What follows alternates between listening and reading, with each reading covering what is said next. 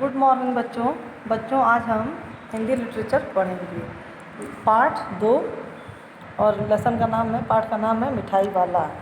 तो देखिए, एक जो इस कहानी का नायक है वो नन्हे बच्चों से बहुत प्रेम करता है और उनको सामान जो खरीद कर लाता है बहुत ही सस्ते दामों पर दे देता है, क्योंकि उसको बच्चों की खुशियाँ बहुत प्यारी थी। आगे आइए इस लेसन में उसी के बारे में पढ़ते हैं। बहुत ही मीठे स्वरों के साथ वह गलियों में घूमता हुआ कहता, बच्चों को बहलाने वाला, खिलौने वाला। इस अधूरे वाक्य को वह ऐसे विचित्र किंतु मादक मधुर ढंग से गाकर कहता कि सुनने वाले एक बार अस्थिर हो उठते। उनके स्नेहाभिषिक्त कंठ से फूटा हुआ उपयुक्त गान सुनकर निकट के मकानों में हलचल मच जाती।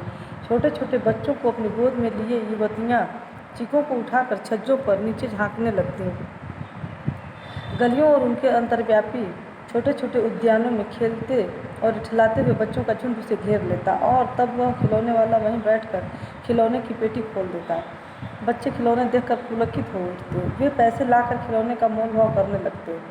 पूछते, इसका दाम क्या है? ऑल इचका। खिलौने वाला बच्चों को देखता और उनकी नन्ही नन्ही उंगलियों से पैसे ले लेता और बच्चों की इच्छा अनुसार उन्हें खिलौने दे देता। खिलौने लेकर फिर बच्चे उछलने कूदने लगते और तब फिर खिलौने वाला उसी प्रकार गा कर कहता, बच्चों को बहलाने वाला, खिलौने वाला। सागर की हिलोर की भांति उसका यह मादक गान गली भर के मकानों में इस ओर से उस ओर तक लहराता हुआ पहुंचता और खिलौने वाला आगे बढ़ जाता। विजय बाबू के बच्चे भी एक दिन खिलौने लेकर घर आए। वे 2 बच्चे थे, चुन्नू और मुन्नू। चुन्नू जब खिलौने ले आया तो बोला, मेला घोला कैसा सुंदर है। मुन्नू बोला, और देखो मेला कैसा सुंदर है। दोनों अपने हाथी घोड़े लेकर घर भर में उछलने लगे। इन बच्चों की माँ रोहिणी कुछ देर तक खड़े खड़े उनका खेल निरखती रही। अंत में दोनों बच्चों को बुलाकर उसने पूछा, अरे ओ चुन्नू मुन्नू, ये खिलौने तुमने कितने में लिए हैं? मुन्नू बोला, 2 पैसे में। खिलौने वाला दे गया है। रोहिणी सोचने लगी, इतने सस्ते कैसे दे गया है? कैसे दे गया ये तो वही जाने, लेकिन दे तो गया ही है, इतना तो निश्चय है। एक जरा सी बात ठहरी। रोहिणी अपने काम में लग गई। फिर कभी उसे इस पर विचार की आवश्यकता भी भला क्यों पड़ती। फिर देखिए इसका दूसरा भाग। 6 महीने बाद नगर भर में 2-4 दिनों से एक मुरली वाले के आने का समाचार फैल गया। लोग कहने लगे, भाई वाह, मुरली बजाने में वह उस्ताद है। मुरली बजाकर गाना सुनाकर वह मुरली बेचता भी है, सो भी 2-2 पैसे में भला। इसमें उससे क्या मिलता होगा? मेहनत भी तो ना आती होगी। एक व्यक्ति ने पूछ लिया, कैसा है वो मुरली वाला? मैंने तो उसे नहीं देखा। उत्तर मिला, उम्र तो उसकी अभी अधिक न होगी, यह 30-32 का होगा। दुबला पतला गोरा युवक, बीकानेरी रंगीन साफा बांधता है। वही तो नहीं जो पहले खिलौने बेचा करता था? क्या वो पहले खिलौने भी बेचा करता था? हाँ, जो आकार प्रकार तुमने बतलाया उसी प्रकार का वह भी था। तो वही होगा, पर भाई है वह एक उस्ताद। प्रतिदिन इसी प्रकार उस मुरली वाले की चर्चा होती। प्रतिदिन नगर की प्रत्येक गली में उसका मादक मृदुल स्वर सुनाई पड़ता, बच्चों को बहलाने वाला, मुरली वाला। रोहिणी ने भी मुरली वाले का यह स्वर सुना। तुरंत ही उसे खिलौने वाले का स्मरण हो आया। उसने मन ही मन कहा, खिलौने वाला भी इसी तरह गा गा कर खिलौने बेचा करता था। रोहिणी उठकर अपने पति विजय बाबू के पास गई। जरा उस मुरली वाले को बुलाओ तो चुन्नू मुन्नू के लिए ले लूँ, क्या पता या फिर इधर आए न आए। वे भी जान पड़ता है पार्क में खेलने निकल गए हैं। विजय बाबू एक समाचार पत्र पढ़ रहे थे। उसी तरह उसे लिए हुए वे दरवाजे पर आकर मुरली वाले से बोले, क्यों भाई, किस तरह देते हो मुरली? किसी की टोपी गली में गिर पड़ी, किसी का जूता पार्क में ही छूट गया और किसी की सोथनी पाजामा ही ढीली होकर लटक आई है। इस तरह दौड़ते हाँफते हुए बच्चों का झुंड आ पहुँचा। एक शोर से सब बोल उठे, हम भी ले दें मुरली, हम भी ले दें मुरली। मुरली वाला हर्ष गदगद हो उठा। बोला, देंगे भैया, लेकिन जरा रुको, ठहरो, एक एक को देने दो। अभी इतनी जल्दी हम कहीं लौट थोड़े ही जाएंगे। बेचने तो आए ही हैं, और हैं भी इस समय मेरे पास 1-2 नहीं, पूरी 57। हाँ बाबूजी, क्या पूछा था आपने? कितने में दी? दी तो वैसे 3-3 पैसे के हिसाब से हैं, पर आपको 2-2 पैसे में ही दे दूंगा। विजय बाबू भीतर बाहर दोनों रूपों में मुस्कुरा दिए। मन ही मन कहने लगे, कैसा है, देता तो सबको इसी भाव से है, पर मुझ पर उल्टा एहसान लाद रहा है। फिर बोले, तुम लोगों के झूठ बोलने की आदत होती है, देते होंगे सभी को 2-2 पैसे में, पर एहसान का बोझ मेरे ऊपर ही लाद रहे हो। मुरली वाला एकदम अप्रतिभ हो उठा। बोला, आपको क्या पता बाबूजी कि इनकी असली लागत क्या है। यह तो ग्राहकों का दस्तूर होता है कि दुकानदार चाहे हानि उठाकर चीज़ क्यों न बेचे, पर ग्राहक यही समझते हैं दुकानदार मुझे लूट रहा है। आप भला काहे को विश्वास करेंगे, लेकिन सच पूछिए तो बाबूजी असली दाम तो 2 ही पैसा है। आप कहीं से 2 पैसे में मुर्गियाँ नहीं पा सकते। मैंने तो पूरी 1000 बनवाई थी, तब मुझे इस भाव पड़ी हैं। विजय बाबू बोले, अच्छा मुझे ज़्यादा वक्त नहीं है, जल्दी से 2 निकाल दो। 2 मुरलियाँ लेकर विजय बाबू फिर मकान के भीतर पहुंच गए। मुरली वाला देर तक उन बच्चों के झुंड में मुरलियाँ बेचता रहा। उसके पास कई रंग की मुरलियाँ थीं। बच्चे जो रंग पसंद करते मुरली वाला उसी रंग की मुरली निकाल देता। यह बड़ी अच्छी मुरली है, तुम यही ले लो बाबू। राजा बाबू, तुम्हारे लायक तो बस यह है। हाँ भैया, तुमको वही देंगे। ये लो, तुमको वैसी चाहिए न चाहिए या नारंगी रंग की अच्छी वही? अच्छा वही ले लो। ये लाए पैसे? अच्छा ये लो तुम्हारे लिए, मैंने पहले ही निकाल रखी थी। तुमको पैसे नहीं मिले? तुमने अम्मा को ठीक तरह से नहीं मांगे होंगे। धोती पकड़कर पैरों में लिपट कर अम्मा से पैसे मांगे जाते हैं बाबू। हाँ फिर आओ, अब की बार मिल जाएंगे। दुअन्नी है तो क्या हुआ, ये लो पैसा वापस लो। ठीक हो गया ना हिसाब? मिल गए पैसे? देखो मैंने तरकीब बताई। अब अच्छा, अब तो किसी को नहीं लेना है, सब ले चुके। तुम्हारी माँ के पैसे नहीं हैं? अच्छा तुम भी यह लो। अच्छा तो मैं चलता हूँ। इसी तरह मुरली वाला फिर आगे बढ़ गया। तीसरा देखिए, आज अपने मकान में बैठी हुई रोहिणी मुरली वाले की सारी बातें सुनती रही। आज भी उसने अनुभव किया, बच्चों के साथ इतने प्यार से बात करने वाला फेरी वाला पहले कभी नहीं आया। फिर यह सौदा भी कैसा सस्ता बेचता है, भला आदमी जान पड़ता है। समय की बात है, जो बेचारा इस तरह मारा मारा फिरता है, पेट जो न कराए सो थोड़ा। इसी समय मुरली वाले का क्षीण स्वर दूसरी निकट की गली से सुनाई पड़ा। बच्चों को बहलाने वाला मुरलियाँ वाला। रोहिणी इसे सुनकर मन ही मन कहने लगी, और स्वर कैसा मीठा है इसका। बहुत दिनों तक रोहिणी को मुरली वाली का वह मीठा स्वर और उसकी बच्चों के प्रति स्नेहासक्ति बातें याद आती रही। महीने के महीने आए और चले गए, फिर मुरली वाला न आया। धीरे धीरे उसकी स्मृति भी क्षीण हो गई। स्मृति याद है, क्षीण हो गई मतलब भूल गई।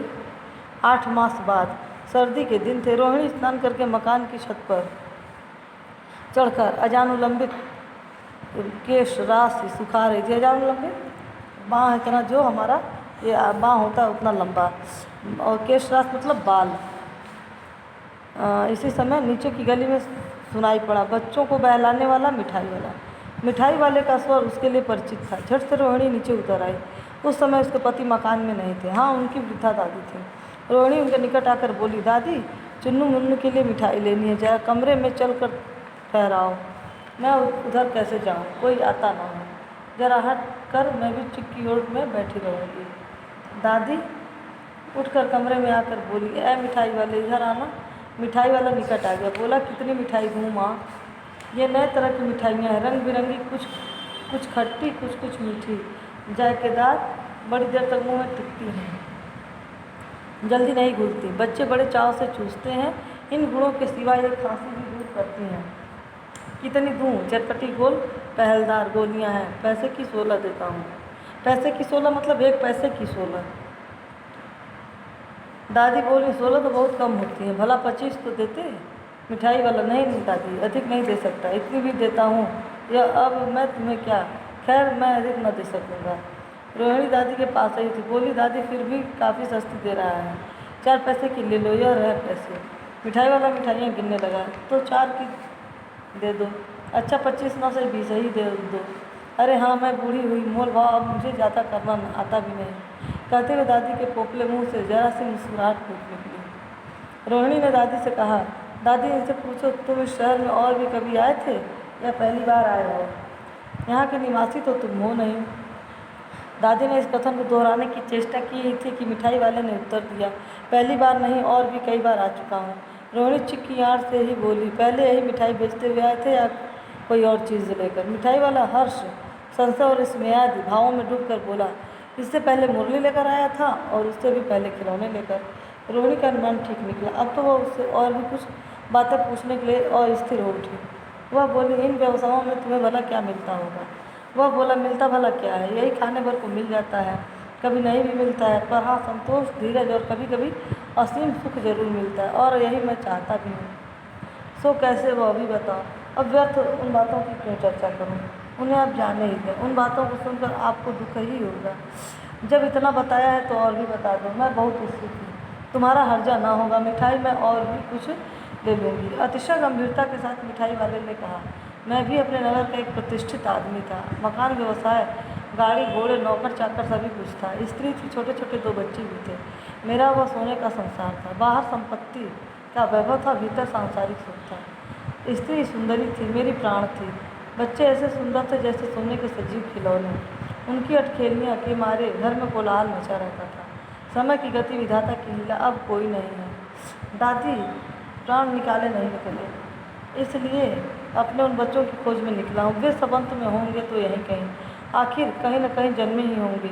उस तरह रहता, घुल घुल कर मरता, इस तरह सुख संतोष के साथ मरूंगा। इस तरह के जीवन में कभी कभी आप उन बच्चों की एक झलक सी मिल जाती है। ऐसा जान पड़ता है जैसे वे इन्हीं में उछल उछल कर हंस खेल रहे हैं। पैसों की कमी थोड़ी ही है, आपकी दया से पैसे तो काफ़ी हैं। जो नहीं है इस तरह उसी को पा जाता हूँ। रोहिणी ने अब मिठाई वाले की ओर देखा, उसकी आंखें आंसुओं से तर हैं। इसी समय चुन्नू मुन्नू आ गए। रोहिणी से लिपट कर उसका आंचल पकड़ कर बोले, अम्मा मिठाई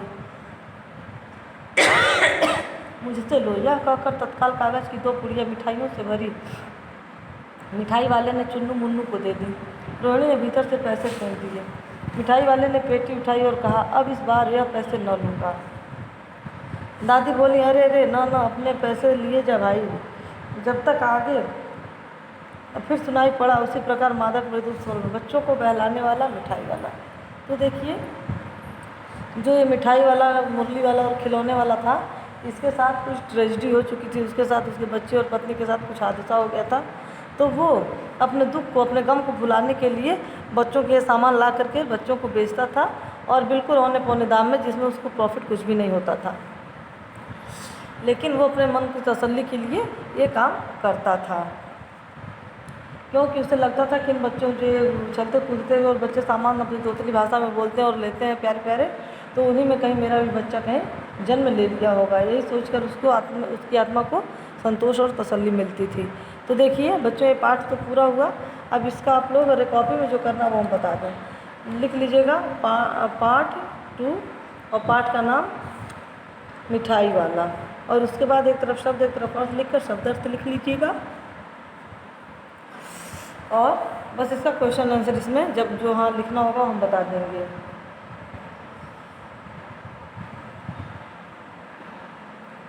अब देखिए इसका अभ्यास कार्य देखते हैं। ये पैरा दिया हुआ है, कौन अप्रतिभ हो उठा, मुरली वाला। ग्राहकों का दस्तूर, दुकानदार लूट रहा है। मुरली वाले ने कितनी मुरलियाँ बनवाई थी? 1000।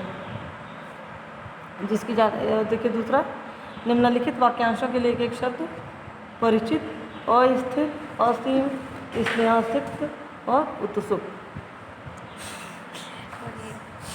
और देखिए निम्नलिखित प्रश्नों के उत्तर अपने अभ्यास पुस्तिका में लिखिए। रोहिणी मिठाई वाले के बारे में क्या सोचने लगी? यही पहला है, यहाँ से लेके और यहाँ तक। और दूसरा, विजय बाबू मुरली वाली की बात सुनकर किस सोच में पड़ गया? यहाँ से लेकर और यहाँ तक। देख लीजिए पेज नंबर 14 पर पहला वाला भी है और दूसरा वाला भी, और तीसरा वाला भी बच्चों इसी पर मिलेगा। मुरली वाला बच्चों को अपने पास पाकर क्या करता था? यह सब बच्चों को लेकर के उनको बताता, जो जैसे मांगते थे उसी तरफ देता था, और पैसे के लिए बताता था कि मम्मी से कैसे पैसे मांगने थे। यहाँ से यहाँ तक तीसरा है, ये तीसरा है।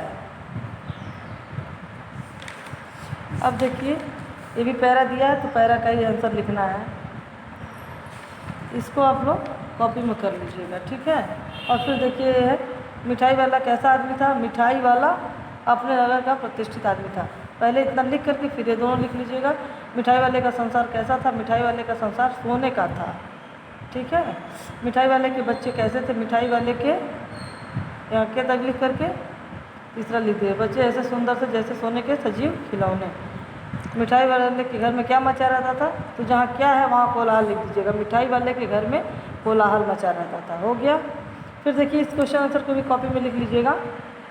रोहिणी मिठाई वाले से कौन सी बात पूछने के लिए अस्थिर उठी?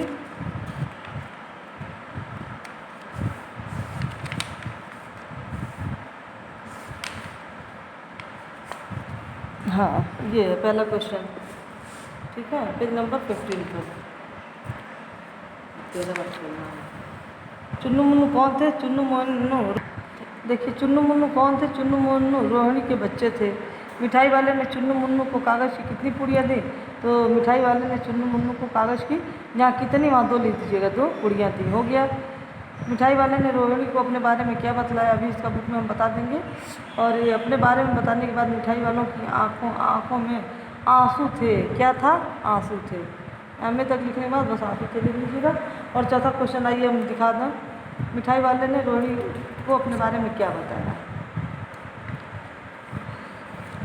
यही बताया था ना, यहाँ से लेकर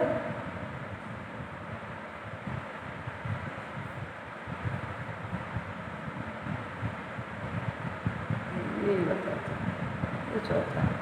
ठीक, बस हो गया है आंसर। अब आगे का एक्सरसाइज देखते हैं।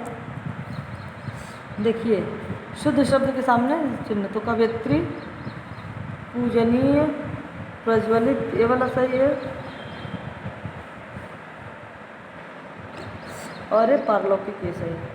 देखिए, पहला सही, दूसरा सही, तीसरा सही, चौथा गलत, पांचवा गलत। ये आपका ये कर लीजिएगा और इसको ये होमवर्क कर लीजिएगा आप, ये दोनों क्वेश्चन पास। ये आपका लेसन 2 पूरा हुआ।